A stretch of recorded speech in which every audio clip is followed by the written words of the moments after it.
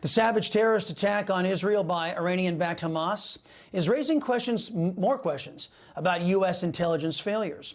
Here's National Security Council spokesperson John Kirby responding to those concerns. Watch. John, this was a massive intelligence failure. Who bears responsibility for that? You know something, Jackie? There's going to come a time when it's appropriate for us to take a look back retrospectively and see what the intel picture showed us or didn't show us, whether there's any gaps that need to be closed. There's going to be a time for that. And I suspect that our Israeli counterparts will do the same thing. Now's not that time. It's just not that time. Right. Joining me now to react to this is Newsmax foreign policy analyst Walid Phares, along with Newsmax insider and Virginia congressional candidate Mike Clancy. Gentlemen, welcome. John Kirby says, you know, now is just not the time to discuss intelligence failures. In other words, now is not the time to discuss the Democrat administration failing the Western world once again. What do you say, Mr. Phares? They have not found the answers. And wherever they're going to go, they're going to find answers they don't like. I mean, while Hamas has perpetrated a genocidal terror act, the scenery here in Washington is surreal. How can any official, any spokesperson say, well, maybe there are connections between Iran and Hamas, but we don't know yet if Iran gave the instructions to Hamas to wait. Ask your own analysts across the intelligence community. I taught thousands of these analysts. Everybody knows that there is an operational relationship between the Iran Quds Force and these organizations, including Hezbollah. Go to the congressional records. I'm talking about the last 15 years. Top experts from government and the private sectors have concluded in the same direction. And yet the spokespersons are telling us, not now, we don't know, we're going to see. To me, it is surreal. Mr. Clancy, why do I get the sneaking suspicion that now is not the time, and there's never going to be a time where Democrats get held accountable for their failures? What do you say? Well, I tell you, the Hamas has declared Friday the 13th as a global day of jihad, and they've threatened to target Jewish groups all across the world. We should be, hopefully, our intelligence community is hard at work in determining where they have gaps and that they're going to identify and protect the American people. They need to be on top of this. The FBI, the CIA, the NSA need to be hyper-focused on figuring out what their gaps are, filling in the intelligence information to protect the American people from this declared day of global jihad that's coming tomorrow. Yeah, well, let's hope that our intelligence officials take their eye off of our citizens and start paying attention to who they're supposed to be protecting us from, these terrorists. Mr. Phares, the nation is on high alert following that call for a day of jihad from a Hamas luminary. The terrorist calling on the Islamic world to, quote, send a message of rage to Zionists and to America after his cohorts beheaded children in Israel. In response, the New York Police Department is ordering all officers to duty, and Americans are being advised to stay at home tomorrow. This after Joe Biden's regime has ushered in millions of military-age illegal alien men, don't even qualify for asylum, across the Democrats' open borders.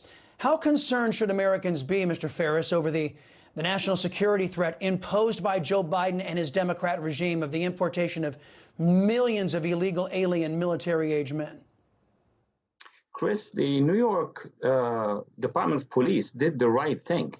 All departments of police across the nation should be doing the right thing to be able to have a handle on what is going to happen. But let me go into the detail of what that call for jihad means. It means two things. Number one, waging those networks of thousands and thousands of activists here and in Europe and elsewhere, the same activists, by the way, who have been demonstrating and being, vocally violent when we were in Iraq and in Afghanistan, even when there were troubles in France, they appear. It's the same network. It's the current.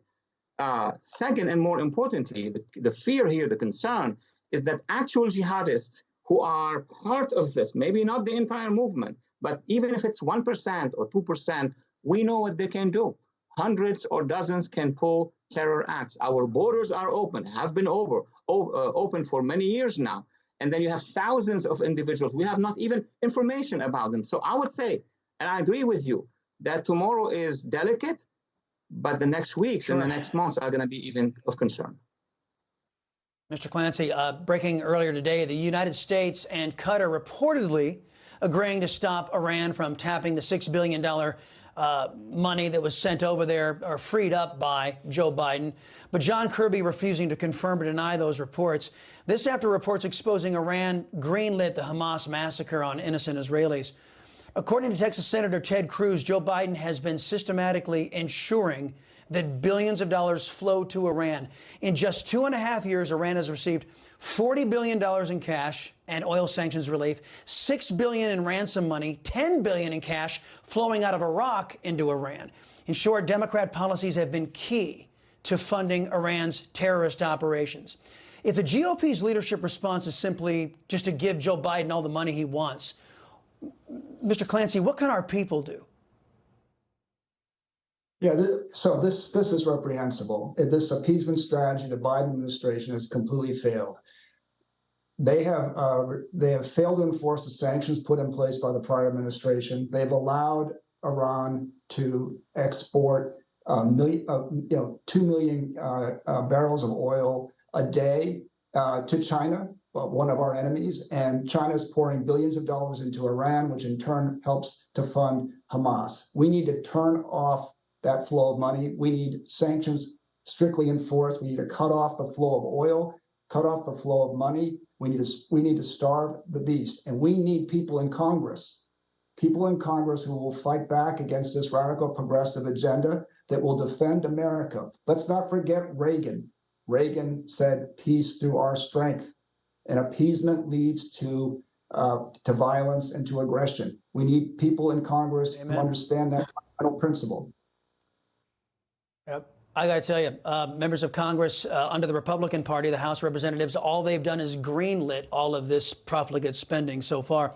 Walid Phares, Mike Clancy, thank you very much. Speaking of Congress,